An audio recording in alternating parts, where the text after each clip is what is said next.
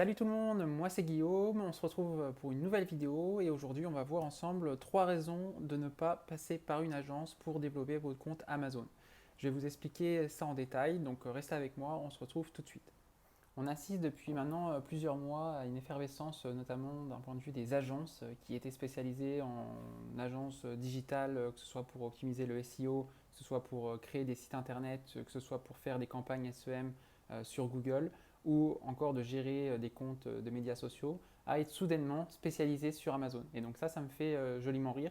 Et c'est pour ça que j'ai eu l'idée de faire cette vidéo pour vous expliquer la différence entre les services d'un consultant qui va vraiment les mains dans le cambouis, qui sait de quoi il parle, puisqu'il est lui-même, bien entendu, et bien souvent vendeur sur Amazon avec la vente de sa propre marque ou de ses propres marques, et une agence qui, justement, a réussi à flairer un bon marché, un filon non négligeable, puisque effectivement de plus en plus de personnes s'intéressent au modèle d'Amazon et de plus en plus d'entreprises se créent un compte Amazon et ont besoin d'aide pour soit optimiser leur compte, soit gérer ça et leur faire gagner du temps en bout de journée.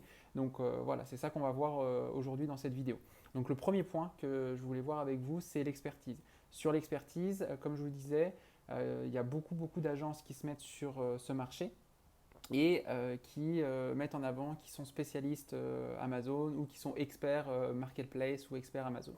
Donc ça, c'est quelque chose qui est assez dérangeant puisque bien souvent, le modèle d'une agence pour gagner de l'argent, c'est d'embaucher des jeunes diplômés qui n'y connaissent quasiment rien sur Amazon, sur le modèle Amazon, qui n'ont jamais vendu un seul produit sur Amazon et qui vont prendre en main des budgets assez conséquents, que ce soit pour la publicité, que ce soit justement pour gérer le compte du client, et ils vont essayer de faire du mieux qu'ils peuvent avec ce qu'on leur a donné comme matériel pour justement faire de l'optimisation.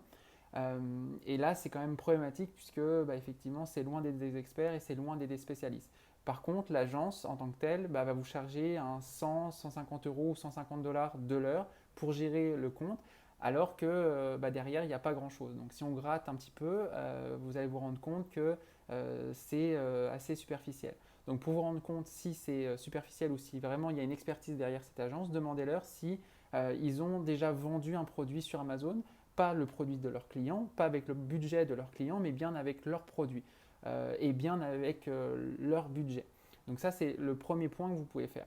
Ensuite, le deuxième élément que je voulais apporter, c'est sur les outils. Bien souvent, les agences vont mettre en avant les outils, bien entendu, qui sont affiliés avec. Donc, c'est-à-dire que pour chaque fois qu'un nouvel utilisateur ou un nouveau client va souscrire à telle ou telle solution, ils vont prendre un billet de 10% sur le membership, donc la souscription annuelle qui vous aura été obligé de prendre si vous souhaitez travailler avec cette agence, par exemple. Donc c'est quand même assez biaisé comme système et ça ne veut pas forcément dire que c'est la meilleure solution qui va répondre à vos besoins. Donc là, encore, attention, demandez-leur de vous présenter différentes alternatives sur les solutions et pas seulement une solution. Et si c'est le cas, vous allez pouvoir penser à cette vidéo et vous dire qu'il y a peut-être quelque chose derrière tout ça et vous allez pouvoir éventuellement chercher par vous-même d'autres alternatives de solutions qui vont répondre à vos besoins, que ce soit pour la gestion comptable, que ce soit pour le suivi des ventes de vos concurrents, le suivi de vos ventes à vous, les estimations de chiffre d'affaires que vous allez pouvoir faire si vous rentrez dans une niche de produits. Donc c'est pas mal de choses qui peuvent être facilement identifiables avec certains bons outils et ça c'est quand même important de le savoir. Et enfin, le dernier point, c'est les coûts. Les coûts d'une agence, il faut savoir que une agence aujourd'hui va vous facturer soit un taux horaire, soit un coût forfaitaire. Et en plus de ça, bien souvent, les agences vont vous demander une commission sur le volume de vente. Donc ça, aujourd'hui, c'est quelque chose qu'il faut savoir, qu'il faut comprendre.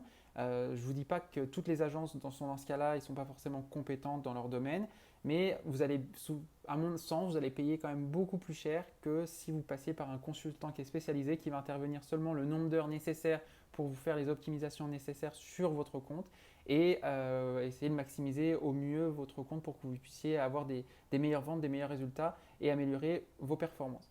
Donc pensez-y lorsque vous allez réfléchir à savoir si vous voulez un consultant externe qui vend lui-même ses produits ou au contraire si vous souhaitez passer par une agence malgré tout, malgré tous les conseils que je vous ai donner aujourd'hui dans cette vidéo. Après, la décision vous appartient.